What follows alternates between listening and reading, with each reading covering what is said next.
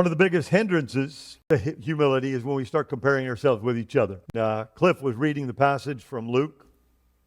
The Pharisee, what was he doing? He was comparing himself to the tax collector and others like him rather than comparing himself to God. And he was going, man, I've got it pretty good, God. I'm doing well.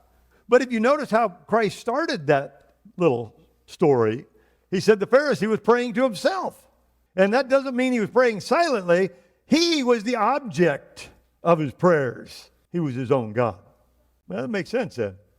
He was trying to justify himself by comparing himself with somebody else that he believed was inferior.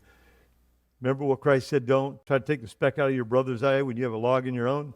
That's a perfect example of that.